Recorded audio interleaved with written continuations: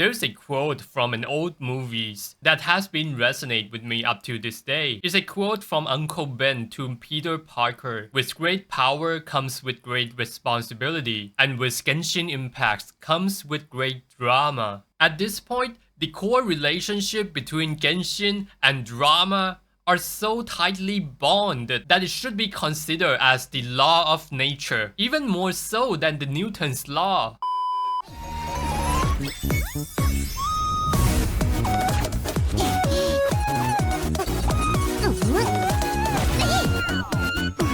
So apparently Genshin community has issue with these new characters, Varesa. Yeah, right, Genshin communities complain about new characters. It's nothing new at all. In fact, I have made videos on the similar topics on Mizuki before she was released. The TLDR version is, people were complaining about her kimono dress is not traditional and is offending Japanese culture just to have a single Japanese comment that would destroy all the disrespect Japanese culture allegation. The comment said, I'm gonna masturbate to this. And that's the reality checks that people on the other side of the world, they don't think the same way as you do. And Japanese were apparently satisfied with the design. You could see all of that from just scrolling through the comment. And what I think actually happens is that she was showing too much skin off her side. But instead of saying the characters is too sexualized, it is more justifiable to say that it is offending the Japanese culture. And I think in Varesa's case,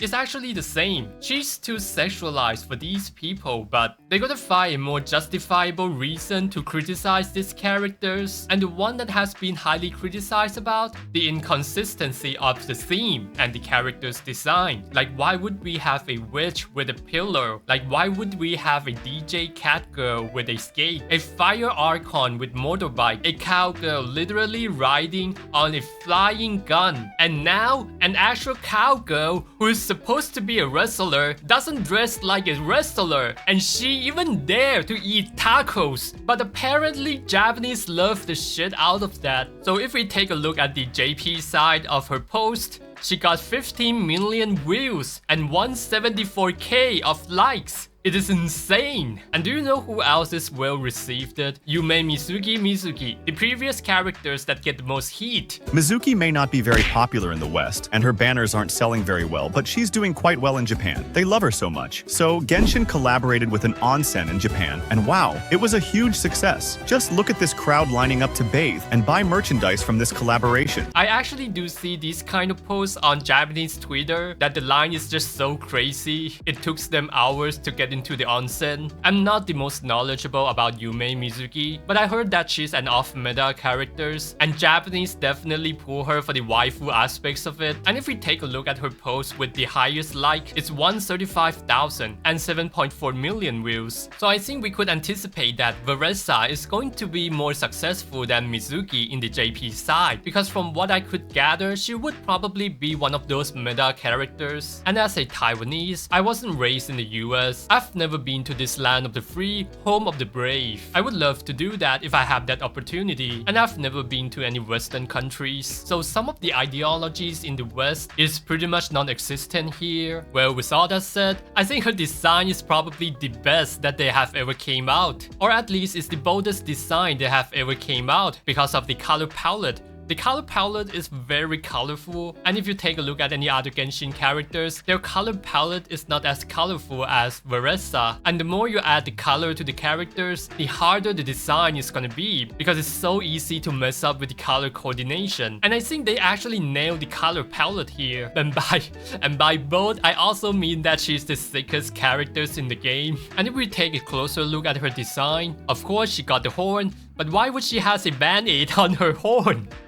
I think it actually gives her some personalities. A green ahoke in the middle, the middle part of her hair, with pink base and purple eyes. And instead of making bell as her necklace, which most of the cows do, stereotypically, they put it on the ear. And I could see it in the first sight that she's actually wearing as a high schooler uniform with some wrestler element. The only part that belongs to the wrestler is the middle part. As you can see, the Japanese wrestler uniform are kind of looking like that. The choice of her sleeve and the middle part of the clothes that covers the wrestler uniform is actually based off a really common button jacket that Japanese high schooler are wearing. And of course, high schooler would wear a skirt, even though it's really short, but I guess Genshin would put a pant under it, just like any other characters. And of course, her tail, and this one-size stocking with the element of Setairyo Iki. It's actually a science in Japan, I guess. And another band-aid. And speaking of band-aid, I really like the band-aid on her fingers. They basically make these functional tools into a decoration. And of course, the tacos indicate that she eats a lot. A character who eats a lot is almost part of the equation of pretty much any Japanese anime. And also they try to blend in this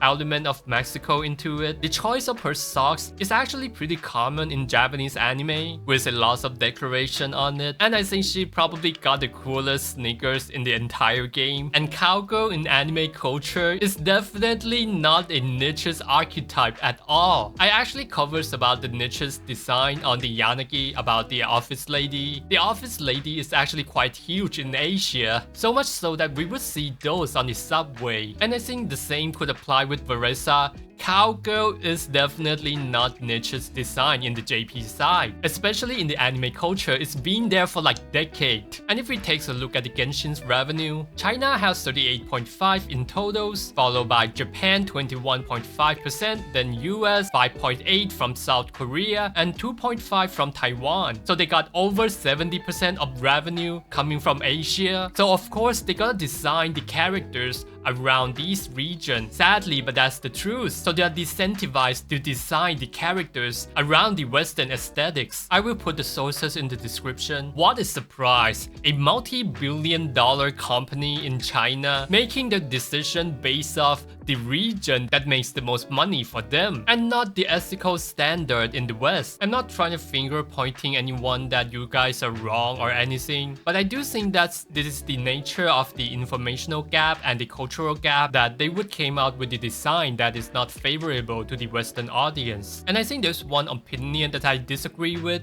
that has been tossing around in the Genshin community, that why Genshin got so many lashback and why other games like Stellar Zone Zero or even Nikkei doesn't get that much lashback. And it's because the way they market themselves, the way that Genshin marketing themselves does look like a game for the kid and teenager, while some of the other gacha games are blatantly sexualized. But I actually disagree with that. I think it's mainly because the community is so large that the small portion of the toxic parts of the community is huge enough to be legitimized by the amounts of the voice, and it's large enough to form an echo chamber on the internet. Because from my observation, any successful game or any big game out there, unless the game is designed around people being nice with each other like Destiny 2, they are all generally toxic, or at least they were really big at some point. And any smaller game are wholesome because not a lot of people are playing it, and the toxic part of the community wouldn't be big enough to form an opinion. And in my own opinion, this is what happened. Even though the real issue that they have with these characters is simply because she's showing her belly button and showing too much skin of her thigh. And there are only two kind of person that would complain about sexualizing a characters that is not actually that sexualized, because they haven't played the girl frontline too.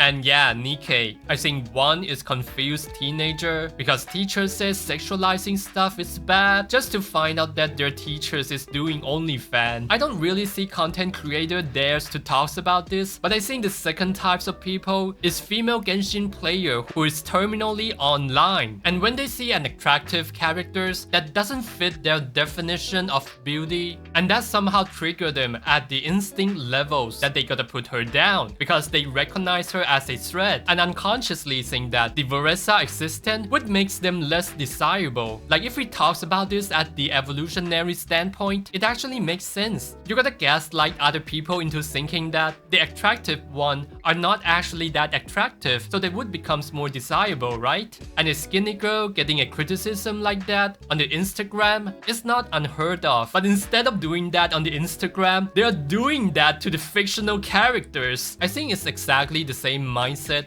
when men criticize K-pop for doing mix-up and getting delicate hairstyle and being fashionable. They don't align with the male standard of attractiveness. And I do think a lot of males, including myself, do think that an attractive male should be looking like Henry Cavill and not doing mix-up and pop dance. And the ultimate definition of male attractiveness amongst male is that you gotta build like a space marine. But the reality is they like men that is clean and stylish, and it's especially true for the younger woman, at least in an entertaining perspective. But the differences is male doesn't walk into woman's space and tell them to stop watching K-pops, stop watching Magic Mike, 50 Shades of Grey, and stop playing Love and Deep Space. The most we would do, we would be like, oh, this is what woman likes. Okay, fine.